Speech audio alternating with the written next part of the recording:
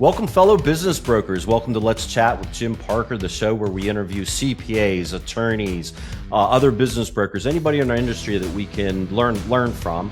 I appreciate joining us today. I'm really excited because we got Lou Vescio with us. I've known Lou Vescio for many, many years. He has been one of the top business brokers in the United States. He is the former chairman of the International Business Brokers Association, one of the most prestigious associations in our industry. Lou, thank you so much for joining us today. Well, thank you for having me. Lou, I got to tell you, I'm generally really excited to have you on the show. One, I think you're a great guy. We both went to the same college back in the day, not at the same time period, but we went to the same college. And I just love you, and I love your wife, and I really respect what you have done for our industry, and I really respect what you have done in our industry. And I wanted to have you on today because I think that one of the big things that our industry is going to be moving towards in the future is a team type concept. And that's what I wanted to interview you about. But before we begin, maybe you can just tell us a little bit about the practice that you had. Just for those that don't know Lou, he is now retired. So congratulations to you, Lou. But yeah, just you can just tell us a little bit about the practice that you had sold. Yeah, well, I just want to say, when I started Clary in 1867, it was still called a normal school back then. So you came much later. But I started in business brokerage about 20 years ago. My wife and I had several computer training businesses, and we sold those. And we moved to Florida, and my wife told me I needed to find something to do because I was driving her crazy. I was only about 55 years old then. And so I got involved with business brokerage at that time, and I found it kind of interesting. And I worked under another broker, and then I went out on my own, and I started hiring brokers. And I had a difficult time finding brokers that wanted to work. So after a couple of years, I decided, well, instead of having, contractor brokers, I'd hire employees, and I pay them a salary and pay them a bonus on commission on top of their salary. So now they're W-2 employees. And I found that worked a lot better for me because now I could actually tell people what I want them to do, and I could schedule them, say, you have to be here at 9 o'clock in the morning, or hours. And I'm sure you know exactly what I'm talking about, as anybody that's been in this business for a while knows. And from that, we started thinking about, well, how can we make this better? And we thought having a team approach would be better. So if we had one group of folks that worried about the marketing and trying to bring deals in, another group of folks that worried about trying to put the packages together, and another group of folks that worried about closing the deals, we could probably be more efficient. So we kind of did that in a modified way. By the way, the big M&A firms call that finder, minder, binder. We kind of did a very modified finder, minder, binder because we only had a few people. And it worked out pretty well. And we also found that by specializing in certain industries, we could be more efficient because we got to know most of the players. So we specialized in insurance brokerages, and which is a very small industry. There's only 30-some thousand insurance brokerages in the United States. And if you take out the ones you can't sell, like State Farm and some of those companies, we didn't do the franchise ones either, like Allstate. That limited us to even far fewer clients. But we found that there were some real big players in the space, but it left a lot of room under their radar for us to work in. So, I primarily worked on trying to find new businesses and to sell. And our brokers worked on doing the CBRs and the SIMs, whatever you call them in your firm, and closing the deals. And that worked out pretty well. We also hired some young folks, got them certified in valuations. And we had a valuation business that we built out of it also. And my partner, Mike Mensch, who's now running a company, did a lot to help grow that part of the business too. He had some relationships with some SBA lenders, and we started doing valuations for SBA lenders, which was another income stream. Matter of fact, generated not just on your deals, not just on your deals. You would do the valuations for the SBA lenders when they were putting together an insurance deal that you weren't even involved in. Right. So that was extra cash flow to you guys. Okay. Yeah, we used to do about 80 to 100 of those a year just for SBA lenders, not counting our own deals. But it also let us provide real valuations to our clients when we wanted to take them to market too. So that's much better than some of the opinion of values that we used to do prior to that. These were SBA qualified valuations. So when we talk to clients, we could tell them, hey, this is how much an SBA lender is going to loan on your business, based on this valuation. And we had built a lot of credibility. So from that, we built up a good team. We hired a lot of women. I found when I say a lot, when I retired, we only had 10 people, but the vast majority of our employees were women. I find that they make really excellent business brokers, and they want to work hard. So just somehow by accident, we ended up with more women than men in the business. But it was a nice business. We did very well, made me a lot of money, made my employees, my partner, a lot of money. And I sold my interest in the business about 2 years ago.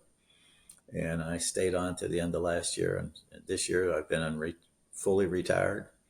My wife and I have taken 4 vacations already this year, getting ready to take the Good for 5th you. one here in a couple of weeks. So we're trying to enjoy life now. So in a nutshell, that's pretty much what we did. That's fantastic.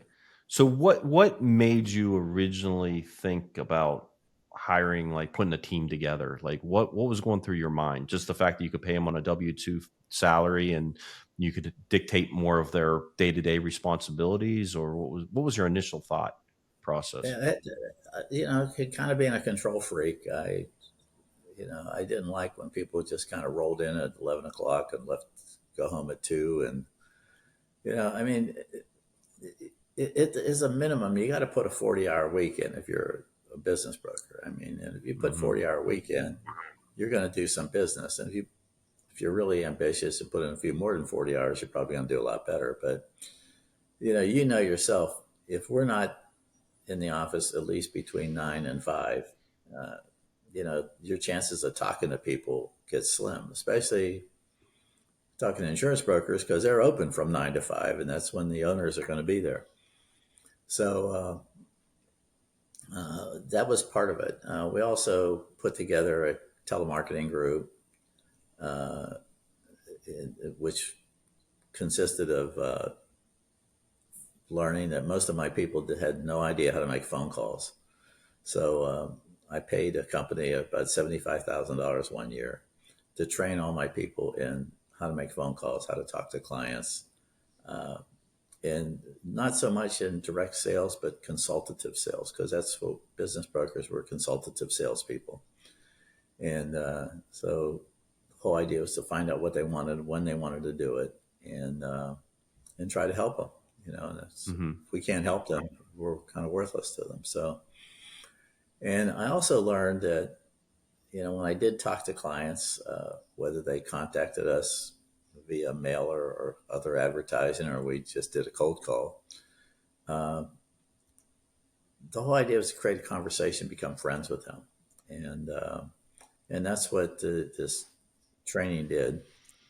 And because of that, we would find out, well, person wasn't ready to sell for 4 or 5 years, so that's fine. We put them on our database in our CRM system, and call them every year, touch base with them, offer to do a valuation for them. So, and in some cases, I mean, there's one pretty large agency we sold in Kissimmee that I think we did 11 valuations for them over a period of about 12 years before we finally sold this business. And when we Did you sold it, we charge you sold it. charge for those valuations, or For him, we did you? did.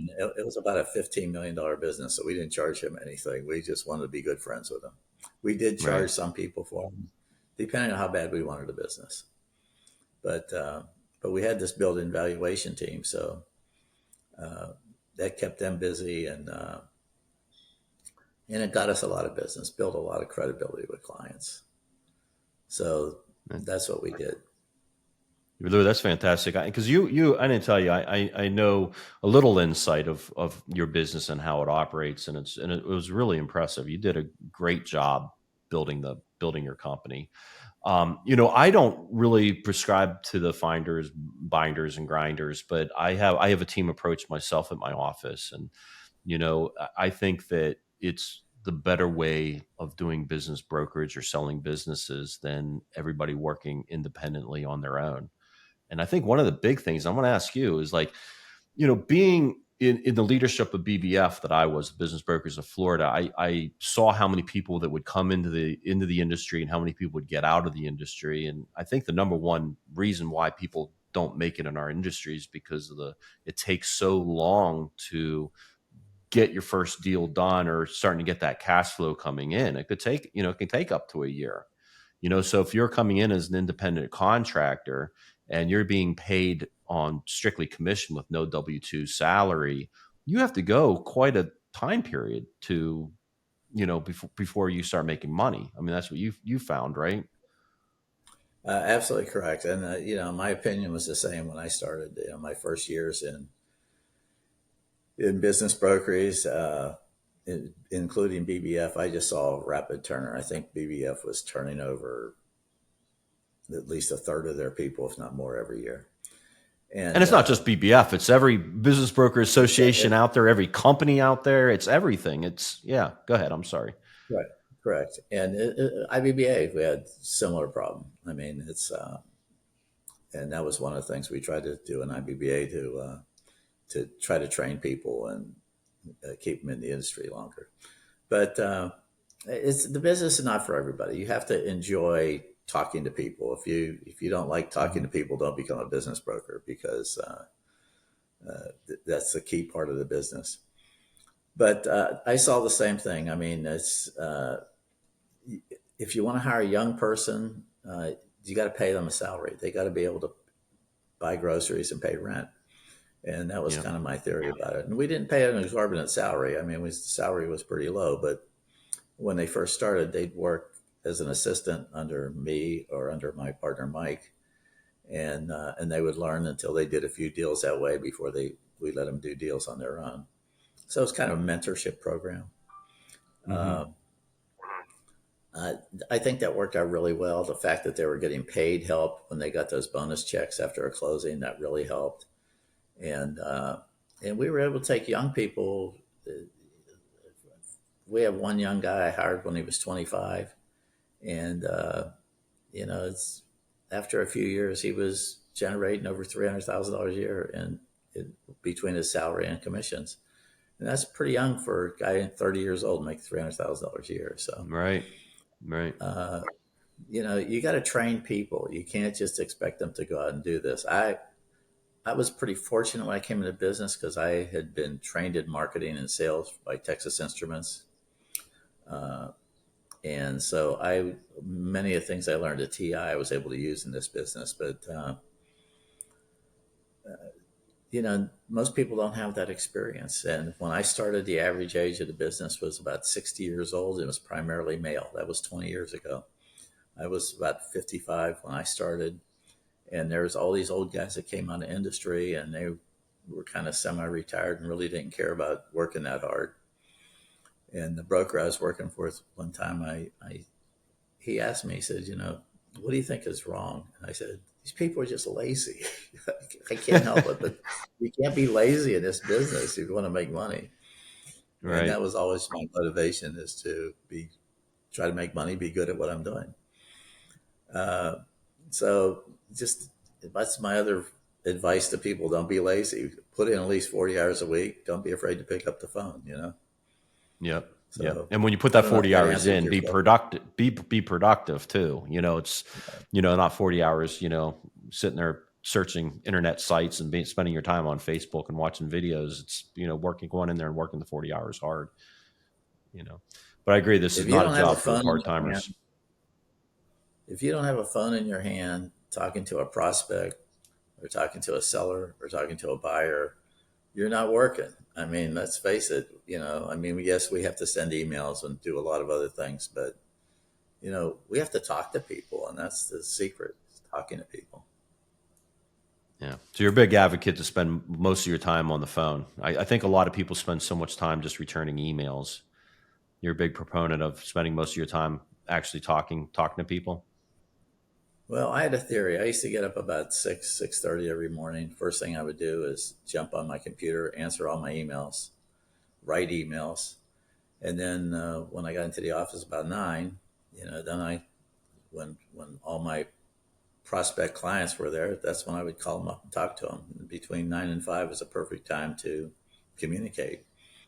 And then after 5 or after 6, you can go back to answering emails again. So I know that sounds like something a lot of people don't want to do, but you know, I guess it really depends on how successful you want to be in the business, how much money you want to make. So, Right, right. Yeah, I think that too many of us concentrate too much on spending all day on the email, and I think talking to people is crucial, especially about things. I mean, it's one thing to be on an email and you're just giving quick answers to things that you're already in process of a deal, but you to really communicate with people, you got to pick up that phone, because emails. I was just talking to somebody the other day, a buyer the other day, and he misinterpreted an email that I had written, and he sent an email back, and I got on the phone, and we talked for about a half an hour, and got the transaction back on track, and he's excited. And people read emails or read things differently than what they were intended, and I think too many of us spend too much time concentrating on the email front. This is a communication sure. business. That's what this is at the end of the day. And it's a people business. You're right. I mean, it's a people communication business, and it's not a business where you're going to get a quick sale. I mean, we're not selling widgets or used cars or new cars or anything. We're not going to get a quick sale. Um, I mean, I think when I started in business, they said the average sale takes about 7 months, and that's probably not far from being off. So, as you said, you start out in the business, you got to wait 7 months to get your first paycheck. That's a long time to wait. So you Right. need to be able to live through that. I think this is Um, also a big relationship business. That's the key too, and it's hard to build that relationship just by email. It is a relationship business. People got to like you, they got to trust you, and they got to know that you're knowledgeable. You know, Absolutely, absolutely. And it takes years to build those relationships. So I tell people, don't burn any bridges. Start talking to the client, even if they're not ready to do something right now. Put a note to call them a year from now. Uh, we used to do email blasts whenever we had new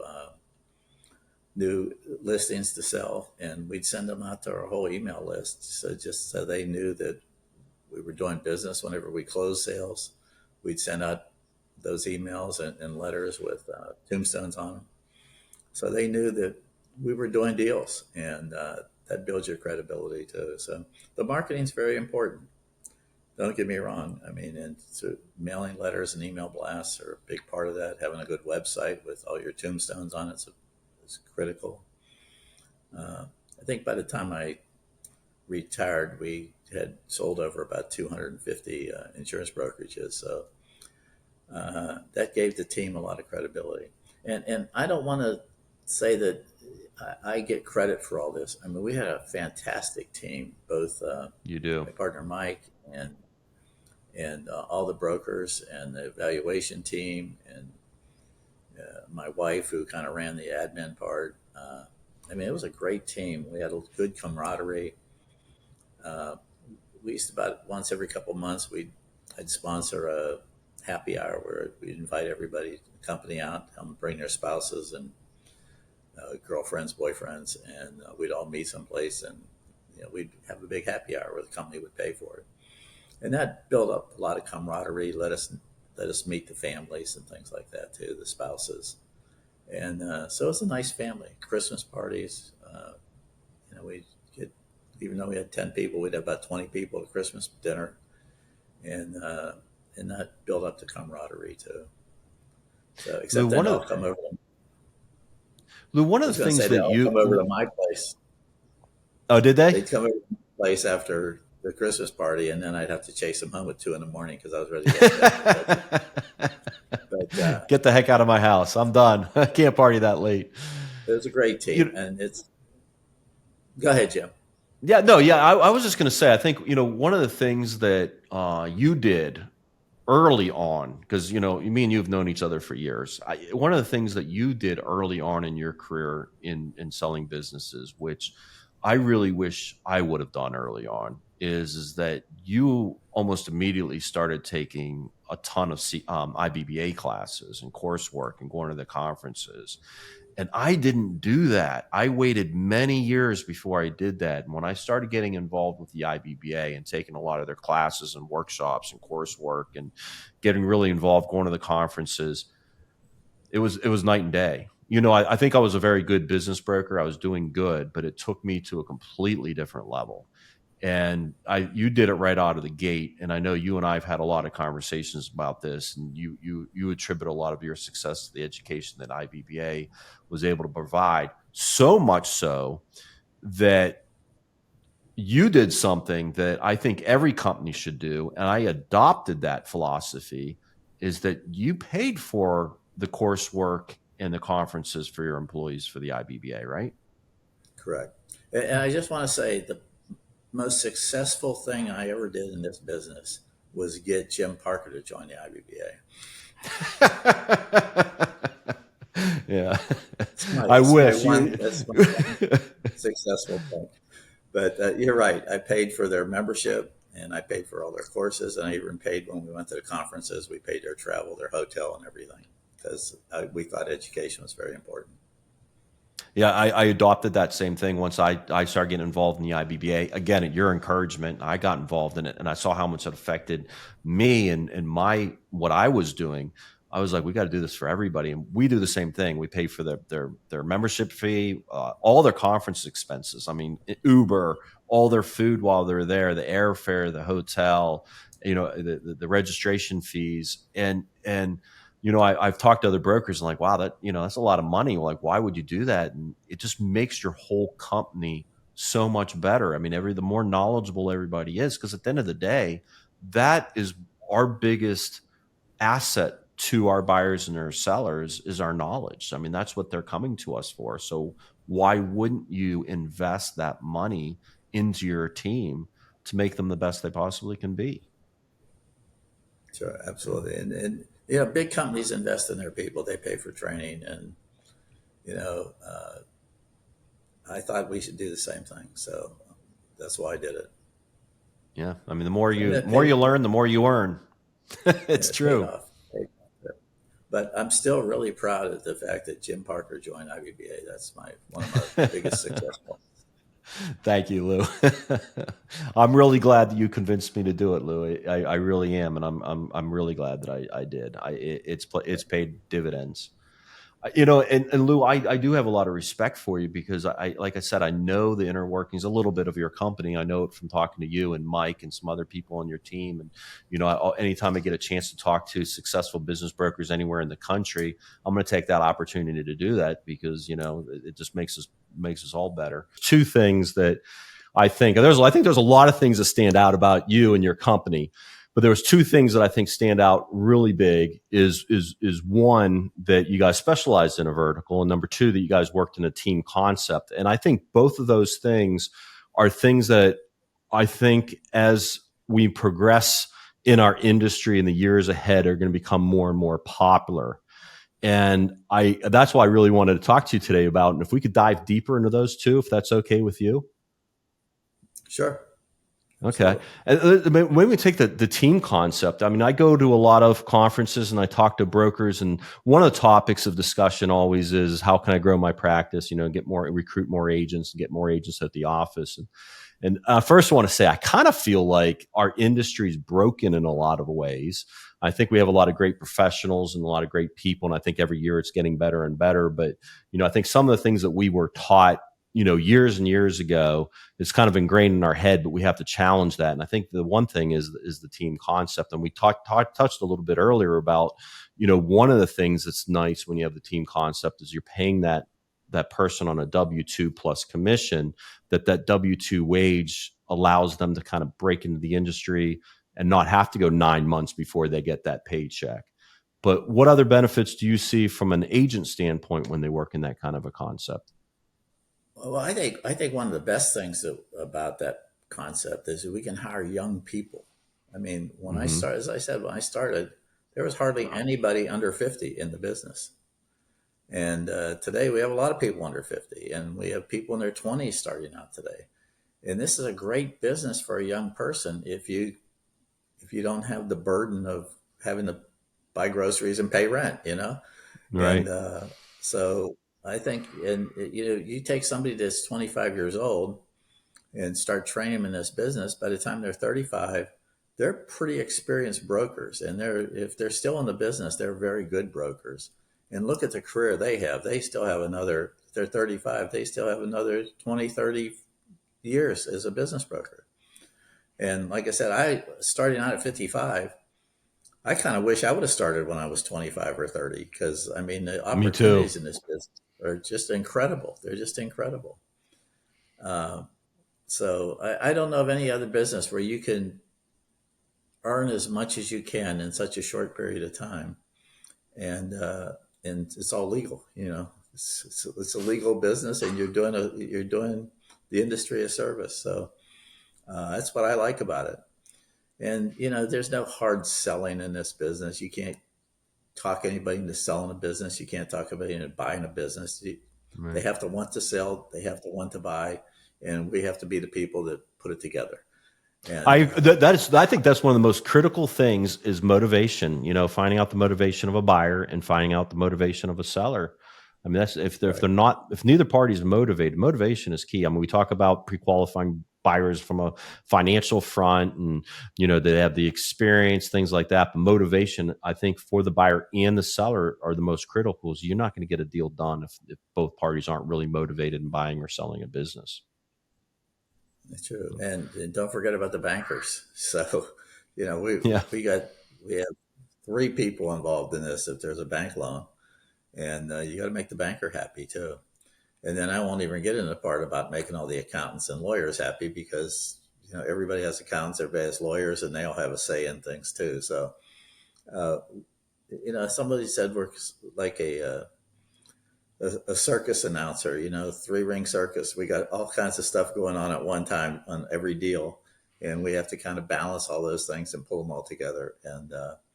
And that's part of what makes a good broker too, I think.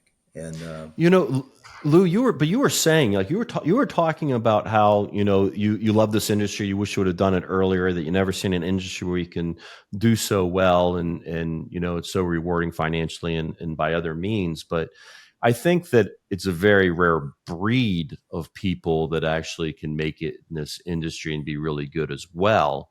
Because, like you just said, we are constantly balancing those plates. We've got a lot of different things going on at one time, and you have to have a lot of knowledge in a lot of different areas. You know, you have to have knowledge of financial, you have to have knowledge of marketing, you have to have general business knowledge, negotiation, psychology. I mean, we could go on with those things.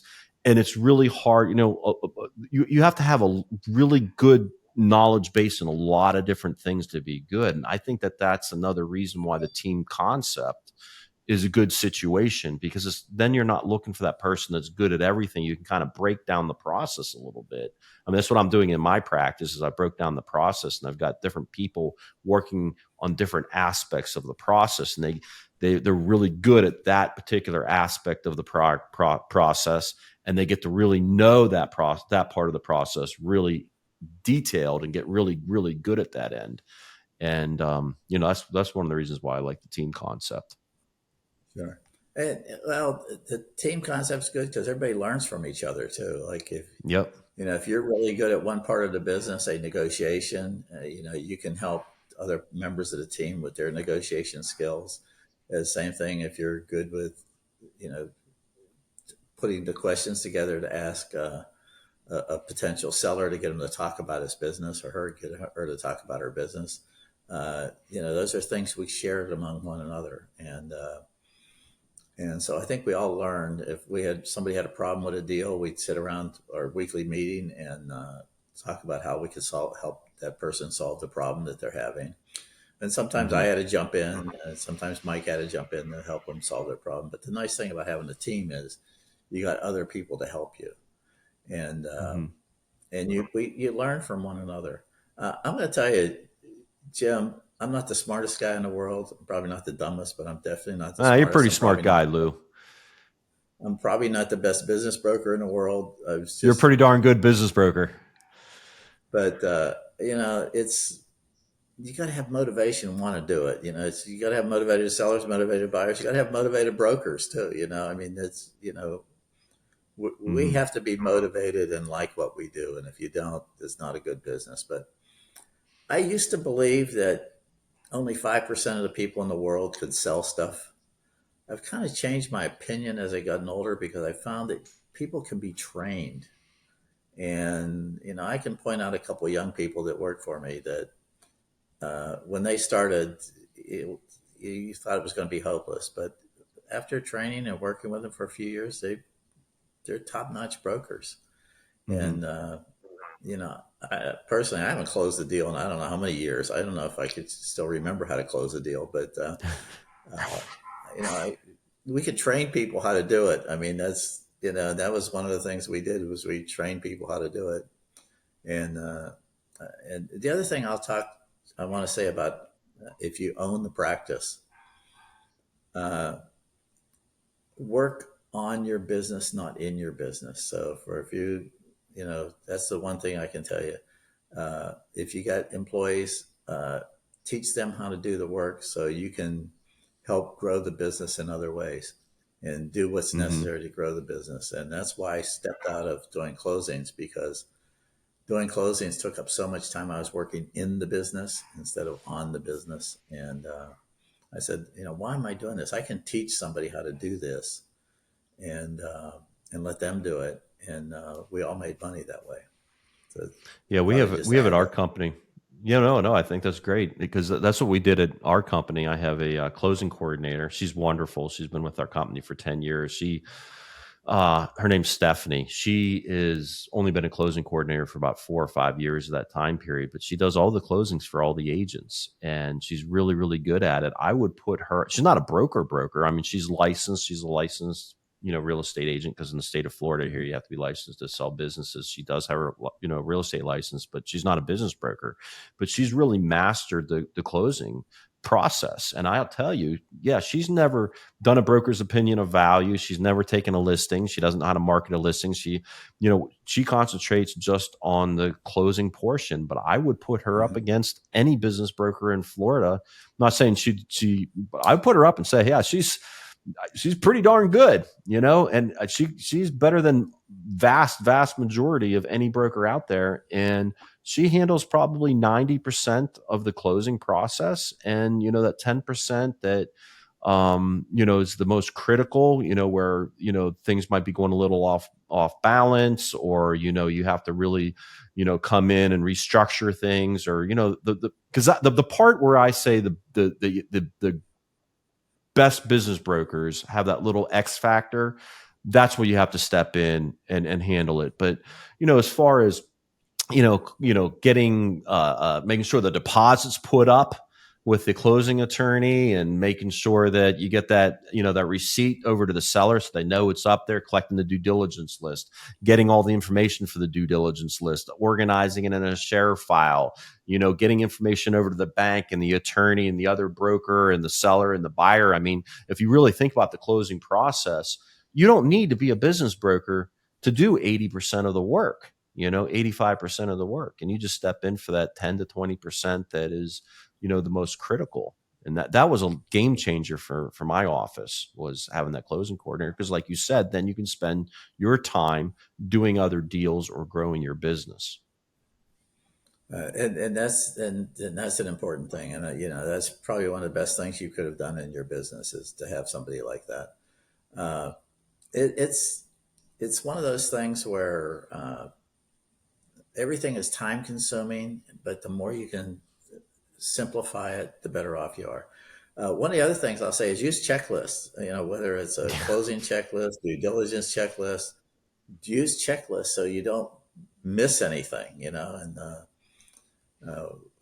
that was one of the things. As soon as we got a listing, as soon as we got an engagement, a signed offer, we would send a checklist to both buyer and seller. Say, this is what's going to happen over the next 3 months or 4 months or whatever, and this is when we expect to have everything done.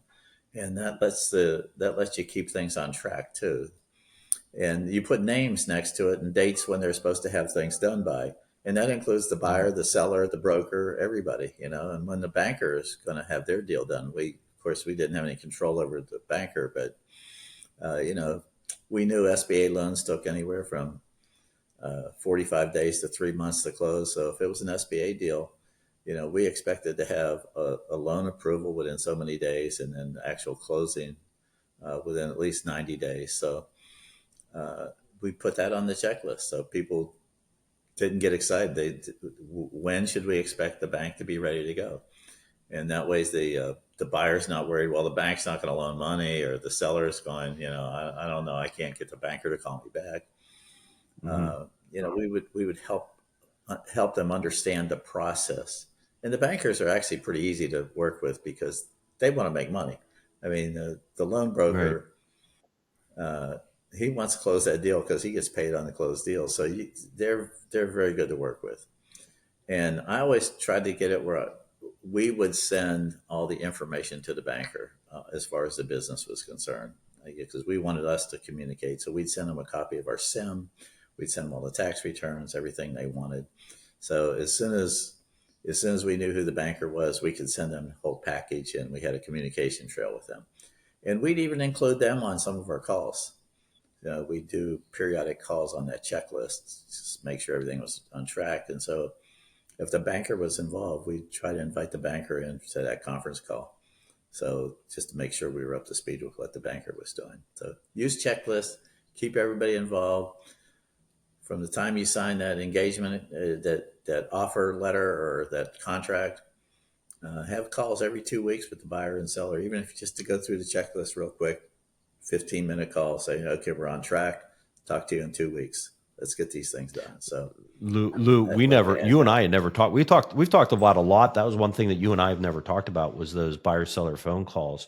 I was taught when I got in this industry that you kind of want to keep the buyer and the seller away from each other. You get it under contract, and all communication at all times goes through the broker, and you try to keep the buyer and the seller far apart, and then you close on the business. And a couple years ago, my office adopted that exact practice that you're talking about, where we have controlled calls. We don't let just the buyer and the seller talk between themselves, because that can cause a lot of issues. And you can have a buyer calling the seller 5 times a day and things like that.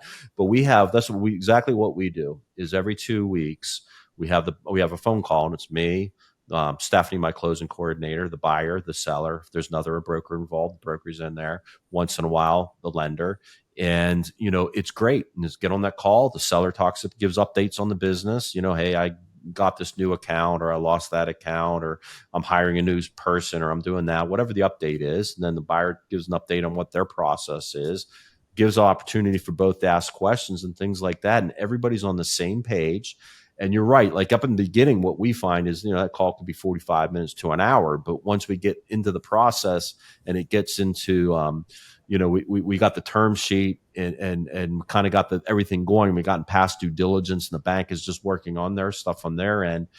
That call might only last 10 minutes. And then about 3 weeks before closing, we turn that into a once a week call, because now we're talking about, how the transition is going to happen, how the employees are going to be talked, how the employees are going to be notified, how customers are going to be notified, things like that. So we'll go into a weekly thing, and that again, they turn into about an hour. But that has been a game changer, because when there is issues, and you're going to have issues that pop up, if the buyer and the seller are in regular communication with each other, they're more likely to work through those issues together. And I'm just surprised that so many people in our industry are still trying to keep that buyer and seller apart. I think we need to embrace that kind of a situation. So I'm glad to hear that you guys do that at your office, or you did do that at your office. Yeah, I've even had lawyers on those calls. We sold a business a few years ago. It was a specialty unicorn kind of business. It was an engineering firm that specialized in the wheel rail interface of commuter lines, and they did contracts in both Canada and the United States on various commuter lines. And you know, if the wheel and the rail doesn't fit together tightly, they wear out the wheels on it, and that's very expensive to replace wheels on those trains. And and this guy was an expert at it, and his company was an expert at it. And they would, when they would grind the rails, they would hire him to make sure that the rails were ground properly and everything. And so, not to talk so much about the business, but uh, the best offer came in from an Austrian company. So, and they had a U.S. representative, U.S. contingency that had their own lawyer. Austrians had their lawyer. My seller had his lawyer, and we just had a heck of a time with contracts. And so we said, let's get all the lawyers on the phone and let's understand the problem and let the lawyers work out the contract instead of us trying to work out the contract. Because Right. the sellers wanted to sell, the buyers wanted to buy, but there was just a lot of miscommunications. By having all three lawyers on the phone, the Austrian attorney, the U.S. attorney for the buyer, and the U.S. attorney for the seller, we were able to get it all resolved in one phone call, and it ended up being easy. What I thought was going to cause me to pull all my hair out ended up being a pretty easy deal. But it's just, people have to communicate. That's a key part of our business. They have to communicate. So I just thought I'd throw that in. Include the lawyers sometimes too. Yeah, no, good point. And you know what it comes down to too is that, you know, and I've turned down listings. I've turned down listings where it's a good business, but I don't trust and like the seller. And one, I want to make sure that, things are being disclosed. I don't want to have any issues. I don't want anything horrible to happen to a buyer or anything like that. And also a buyer has got to like and trust that seller, and it's really hard to get a deal done if the buyer and the seller don't like each other and don't trust each other. And those calls that you do every 2 weeks adds a lot to that. It keeps that communication open and builds that bond even more. And a lot of times, they might be working together post closing for quite some time. And, they get to know each other a little bit more. And the buyer's going in more when they close that deal of day one. They're kind of got more of their eyes open of what they're going to be experiencing. It's a game changer. I can't believe that it's not a normal course of way of doing business in our industry. You said something that's really important, and I'd like to touch on it. You said you turned down listings. I know All the time. our friend Jim Finwich through IBBA. Yeah, he's awesome. One of the best brokers I know, based out in Scottsdale, Arizona. He taught an IBBA class, probably 18 years ago, and it was how to say no. And that was the best class I ever took because, when I started a business, hey, just go out and get listings, sell them, only list anything you can. List everything and anything you can. This is one of the, I want to let you continue, Lou. I'm sorry for interrupting, but I know exactly where you're going and I agree. And I want you to listen to you, but you're right, because that's what we're taught in this industry. This goes back to, there's so many things that you're taught when you first get in this industry that stick with you. And our industry is broken in a way. And that's one of the things, that mentality of just list anything and everything you can. And you don't know what's going to sell and what's not. Go ahead. Right. and so as an owner of a practice, I didn't make money unless we sold something. And it didn't take me long to figure out that, hey, if it was going to be a real difficult deal to sell, why would I want to waste my time doing it? And Jim pointed that out in this class about saying no and when to say no and don't feel bad about it. And so I used to say no more often than I did, and especially when I had 1099 brokers. Well, I want to get this listing. Well, this business is terrible. You're never going to sell it. And I'd just say no, and they'd get mad at me because, well, you're turning down all my listings. And so, well, trust me, you'll be glad I did. Well, that probably has a lot to do with being a successful broker, is knowing when to say no and knowing when a business is good and how to clean it up so you can take it to market. And that's the other thing. Right. You got to clean stuff. Sometimes you have to clean up the businesses too before you can sell them.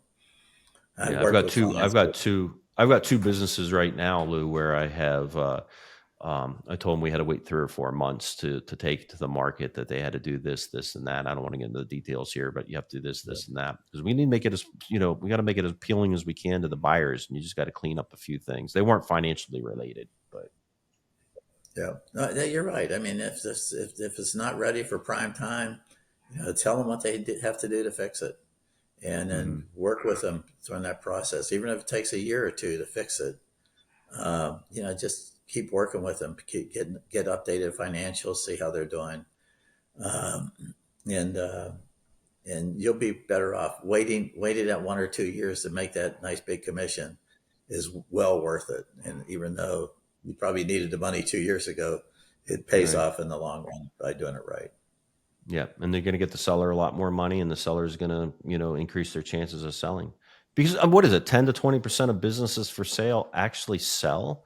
That's crazy. That's Well, just that's nuts.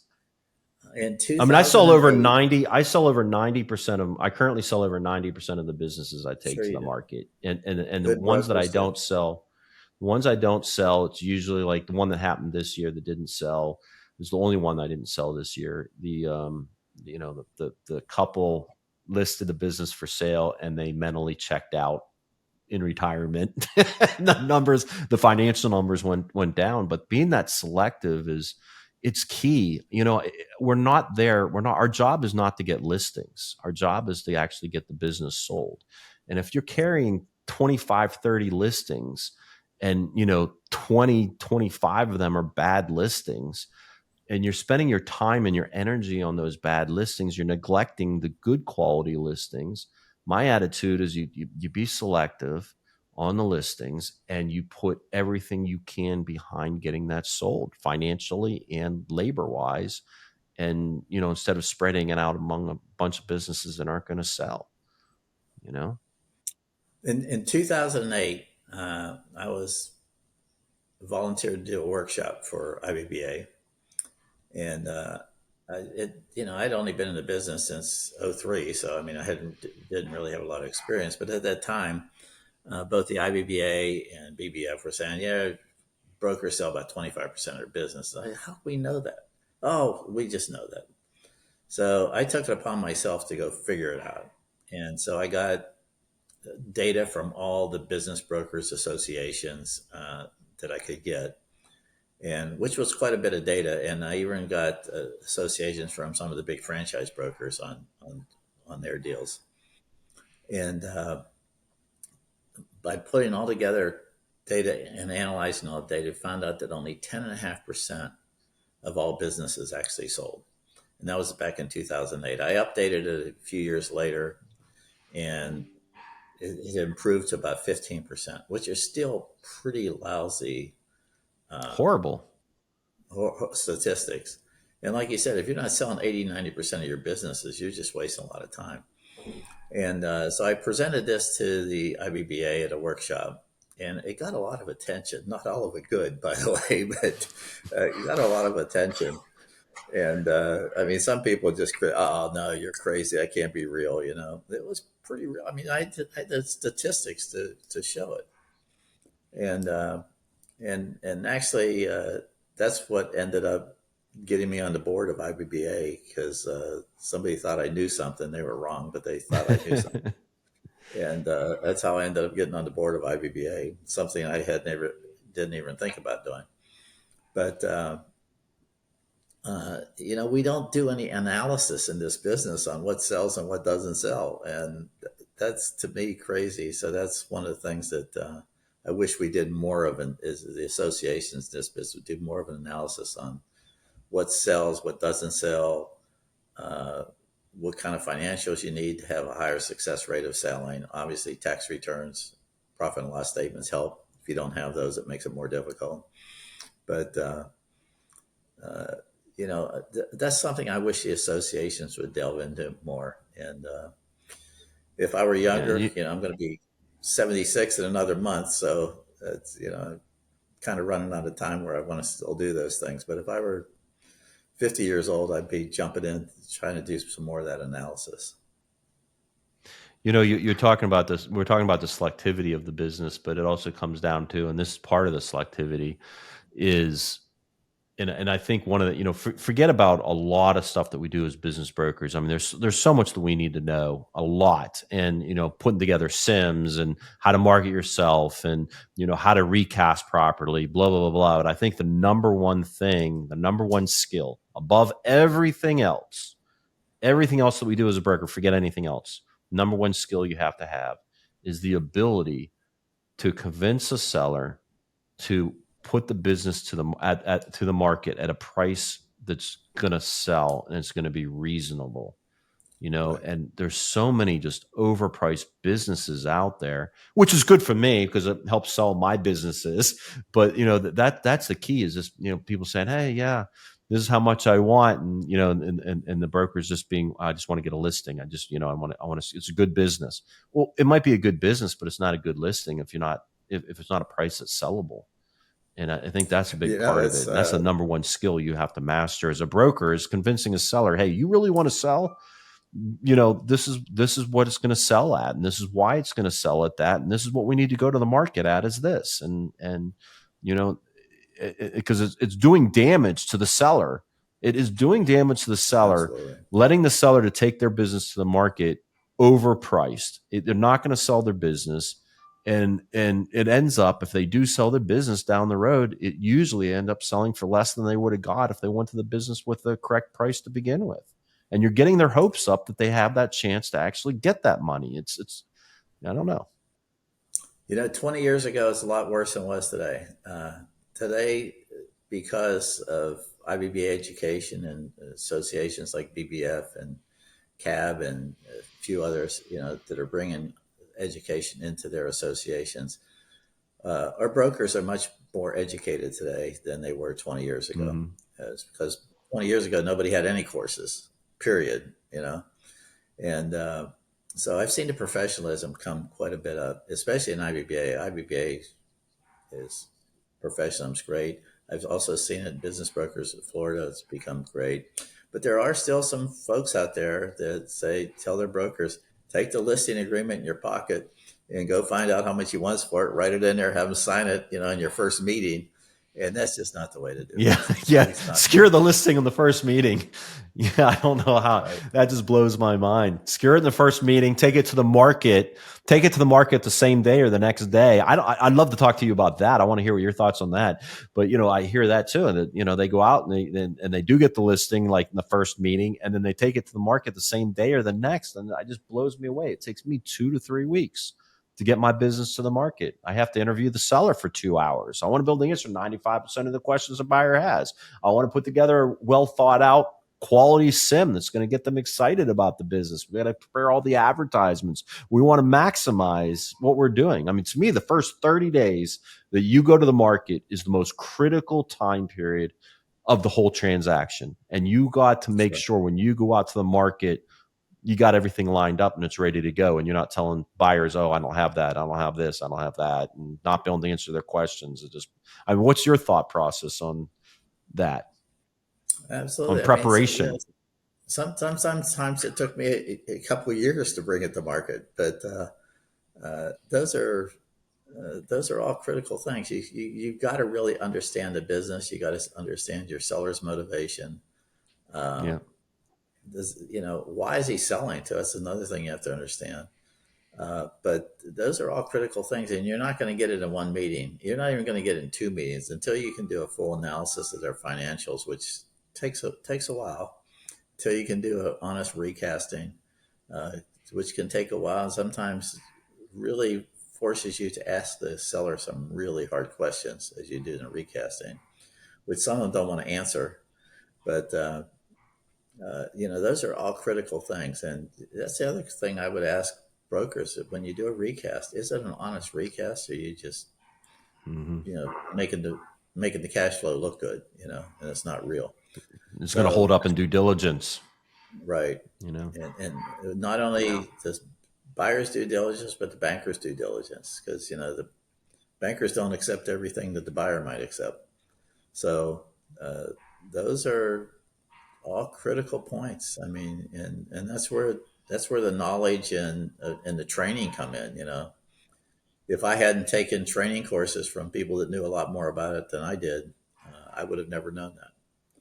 And so, and I Right. think most of us that have been through all those courses and have CBIs and M&A MIs understand and appreciate all that great education that we got from those other brokers.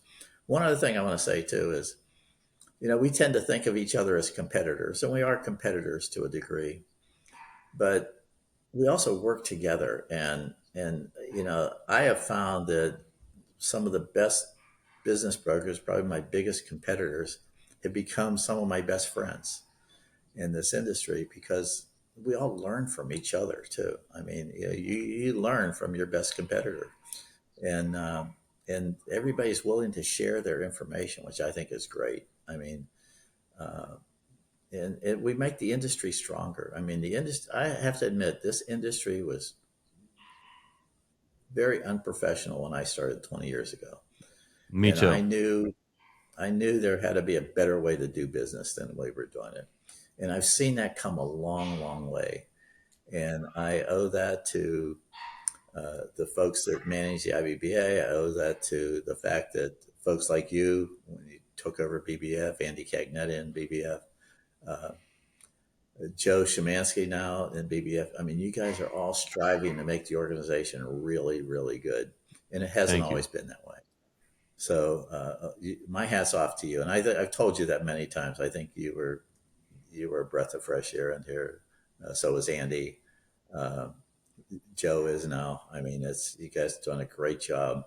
And I'm kind of sorry I'm kind of retired because I wish I could work with you guys more. That would be. I like I all of you guys. A appreciate great. I appreciate that, Lou. And I want to build on what you just said about the, working together. And I think, the classes and the workshops and the coursework through the IBBA and the education that the BBF does, it's fantastic. It's fantastic. But talking and interacting with other top business brokers around the country, picking their brain on what they're doing, being open to them about what you're doing, and just sharing that information back and forth has been instrumental for me, at least, getting to the point where I am in my career. And I'm talking having really open relationships with other brokers and being vulnerable and say, hey, these are my strengths, these are my weaknesses. Oh my gosh, this is working for me. What's working for you? And kind of like just stealing everybody's idea and the ideas and what they're doing, and it elevates us all individually, but it also elevates our entire industry. And I remember 23 years ago or so when I first got in this industry, Lou, I remember going to buyer seller meetings and the other broker, wearing a Hawaiian shirt with shorts and flip flops and gold chains. And, it was like a used car salesman type of thing. And, today it's so much more professional of an industry. It's night and day. Like the new brokers, I don't think they realize what it was like 20, 25 years ago. And the industry's come a huge way, and we're getting better and better at what we're doing, becoming more professional overall. The knowledge base is so much better. I think that, those that, reach out and try to learn and get the education are doing better than they ever have. And, serving their sellers and buyers better. But Lou, I wanted to talk to you a little bit. I don't want to keep you too long, but I wanted to talk to you about the vertical a little bit more. You specialize in insurance companies, and I think that is going to be a wave of the future. I'm seeing more and more brokers picking verticals and choosing that and specializing in a certain industry.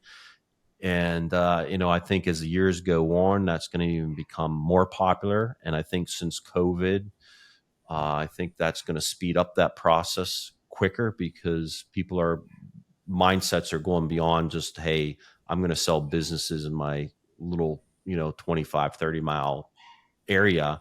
I can do this all over the country. So what are some of the benefits for business brokers that specialize in verticals, both for the broker and for the sellers and buyers? Well, yeah, that's it, it's kind of an easy answer. I mean, one thing, if you sell 10 businesses of one type, you probably know more about that industry than the guy that's never sold any, who's only ever sold one. So Hmm. knowledge makes you more of an expert. And when you sold 100 of them, you probably know that industry pretty well. Not only that, you probably know who the potential buyers are in that industry, and and that helps a lot.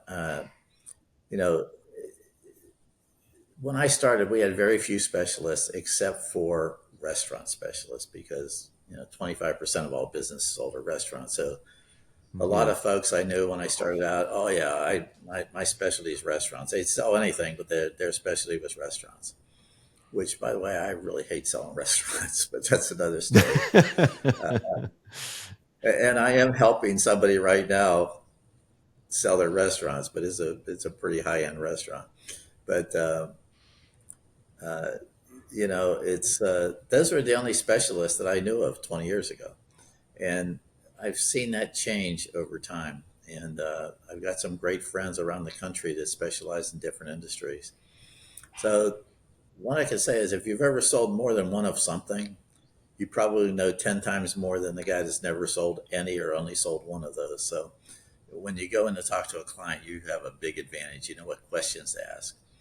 Mhm. And I could just talk to an insurance agency owner on the phone, my first contact with them, and I could ask him some key questions and have a pretty good idea what his sales were, and never ask him what his sales numbers were, because they're not going to tell you on the first call. But just by asking them how many employees they had, and what companies they represented when they sold insurance, I could have a pretty good idea, and I would throw it out to, oh, based on that, I'm guessing you're doing about 800,000 in revenue. Yeah, how did you know that? It's like they were always amazed that I could figure that out, and I've never sold insurance in my life. Uh, but That's after fantastic. doing enough of them, you know enough about the industry where you have a pretty good idea of what they're doing. And or they'd come back and say, no, I'm doing 900, or I'm doing 750 or something. But I was always in a ballpark about 10, 20%. And it always guys amazed to do that. And so the more you know about industry, so all that biz minor stuff that we get through IBBA, and For vertical benchmarking. IQ, vertical IQ, all that stuff. There's key information in those documents on every industry that if you use those when you talk to a prospective seller the first time, just by asking some of the questions that are in those lists, you can learn a lot about their business. And the other thing I can say is, if you ask a business owner a little bit about their business, they will tell you more than you ever wanted to know, because they love talking about their business. So you know, part of the part of being a good salesman is asking questions, not talking, but asking questions. And so I used to sit there and just rattle off a bunch of questions and get them talking. And at the end of a 30-minute phone call, I knew quite a bit about their business, and I knew whether or not I wanted to take it to market after talking to them too. So Right, right, right. Yeah, being a specialist helps. It makes you an expert. I guess if you want to talk about anything else, you become more of an expert when you specialize. and you can anticipate better what kind of questions or key things that buyers are going to focus on, and you have a better understanding of what the potential pitfalls could be, or problems you might be, obstacles you might be facing. I look at it too. It's like every day, if you think about what we do every day, it's we're playing solitaire. We've got all these cards down, and you're picking up a card, picking up another card. You got a match, you put it aside. If you don't have a match, you put them back down, and but if you're dealing with 15 different types of businesses that are all listings that are all different, you got all these buyers, it's harder to make those matches. Where you're specializing in a certain vertical, and all your listings are the same kind of business, and all your buyers are looking for the same kind of business, it's easier to pick up those cards and make those matches. And I think it's also, you can get better systems in place. I'm big into systems and processes in our Mm-hmm. practice. I mean, the better you were talking about checklists earlier, and just creating overall systems in your practice, rather than trying to reinvent the wheel every day, or just kind of going through the same motions every day, because we do go through the same motions every day. But if you can streamline those motions and have good systems and processes in place that you've sat back and thought about to make it as most efficient as you possibly can, specializing in a vertical, helps you really refine those systems as well. If we have a problem with our plumbing in our house, we hire a plumber because he's a Yeah. specialist. We have problems with electricity, we hire an electrician because he's a specialist. And rather than just hiring somebody off the street to come fix our plumbing, that may or may not know what he's doing. So specialists exist in every business, and that's an important thing. And I don't know. I think I flew in the Air Force. Well, when I was flying in the Air Force, we even had specialists there too. I mean, I was in one squadron where we specialize in air-to-air combat, and that's all we practice. We still drop bombs every once in a while, but we specialize in air-to-air combat. And then I've been in other units where we specialize in dropping smart bombs. And so even the military specializes their squadrons to do different things. Hmm. And, uh, and that's because you get really good at it when you specialize and you practice it over and over again. So, uh, that's what I can say about being a specialist is you get really good at it. And that gives You you an edge over all your competition. And I'm sure when a seller calls you for the first time, I mean, they can tell immediately, wow, this person really knows my industry, and it gives them a lot of comfort that that industry is so much more in depth than they talk to any other broker.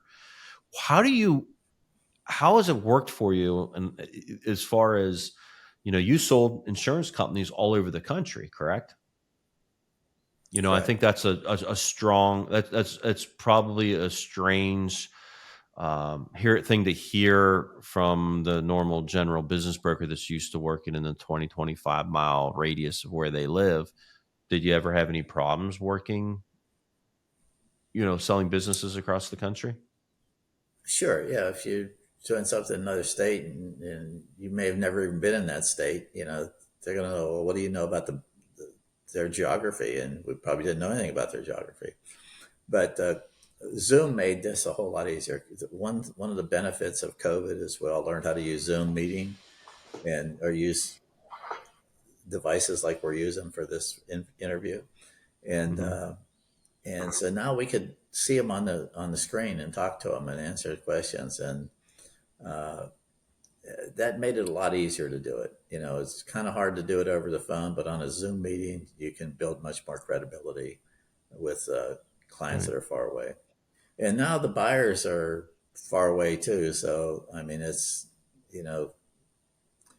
we've sold businesses in Florida with buyers from Texas and businesses in California with buyers from New York or Cleveland or from wherever, and so the whole industry has evolved where everybody's used to using new technology to do deals, and so I think it was a lot harder 20 years ago than it is today. It makes it much easier today.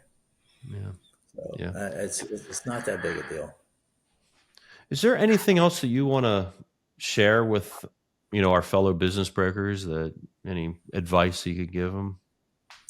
Well, I always like to see new brokers come into this. It's a great industry for young people. And I always like to see young people come into this and learn the business. And it's a great business for women. And, they always Mm-hmm. say, well, there's a pay disparity between men and women. Well, this is one of those industries where there's no pay disparity. I mean, you do it on your merit. And, some of the best brokers we have in IBBA and M&A Source are women, and I agree. I've always kind of enjoyed that. Uh, and maybe I think that way because my wife has always been smarter than me. She went to Clarion too, by the way. And from the first day I met her 55 years ago, I knew she was smarter than me. She continues to prove that every day. So I have a lot of respect for smart women. But it's a great industry to get in, but you have to learn it. You can't just come in and think you know it all. And the way to learn it is one, take courses. And again, I'm an advocate of IBBA courses, so take the IBBA courses and try to have a mentor. If you can get somebody that can mentor you and help you out, that goes a long, long way to your growth in the industry. And I was fortunate. I worked for a broker that helped me a lot, and yeah, I've had different mentors throughout my life, and mentoring is important. So, and as we get older, we should be mentoring younger people, and I'm Yeah. sure you're doing that with your staff right now, and we all benefit from it. I mean, the higher we raise the bar in this industry, I think the better off it is. And like I said, I wish I was not so old and could go back about 20 years knowing what I know today, because it would be a lot more fun. But, my wife and I are trying to see the world now. We've worked so hard for the last 50 years, and now we're trying to take advantage of that and see a little bit of the world. So, and that's the other thing I say is enjoy your life. I mean, Yeah. have a good time and enjoy your life, because work is important, but sometimes you need to sit back and smell the roses. And I probably didn't do that as much as I should have in my lifetime, but I have a very good understanding, smart wife, so that helped a lot too. So, and Lou, that's great that's advice about the quality of life. Great advice. And I'm glad you said that, because we always focus on our business in when we're doing these interviews. And I think you're the first person that's ever mentioned the quality of life, and that is critical. and get some exercise too. Yeah. Watch what that's something that was really hard for me to learn, is because uh, when I retired, I was way overweight, and I spent the last year on some pretty strict diets and getting my weight down, and I've been doing a lot of exercise. So that's I feel much better today than I did a year ago, believe it or not. And so I Congratulations. told my wife, I said, I got to make it to at least 90, because she hasn't been annoyed enough by me yet. So she needs to be annoyed a lot more. Well, I think she would say that she's been annoyed enough. She would. Lou, Lou, I thank you so much for taking the time out. I know you're retired, and everybody in our industry keeps wanting to pull you back in. That's because we have so much respect for you as a friend and as somebody that's just a wealth of knowledge. I really appreciate you taking the time out today. You gave us such great advice and some insight into our industry. And going past that, I really appreciate in the bottom of my heart everything that you've done for our industry. You have given so much back to our industry, and we've benefited from it. And I just want to say thank you on behalf of everybody that I know that appreciates that, and you and what you've done. And that's a lot of people. Your name has come up a lot, and I just really appreciate everything you've done. Well, you're kind. I think you're overestimating my contributions, but that's okay. But no, it's a labor of love. I mean, I like the people in this industry. I like the industry. I've made some of my best friends. I have friends around the world now from this industry. So it's been great. And, you know, we look at people like you to carry on the tradition. And you're doing a great job of it. Your contributions to both BBF and IBBA are very much appreciated. And you guys are doing a great job. So keep carrying on the tradition. That's all I can say. Okay, I'll try to fill those shoes. I don't know if I can. Fellow business brokers, I hope you enjoyed our discussion today with Lou Vescio. I always love chatting with Lou. If you are not already a subscriber, if you don't mind, I would love if you subscribe to the channel. Please like this video. Please comment on this video. Please share it. I don't get any kind of monetary compensation from this. I just like giving back to the industry, and it makes us all better. But it does make me feel good that you subscribe. And that way you can also make sure that you don't miss any videos. And until next time, take care. Bye bye.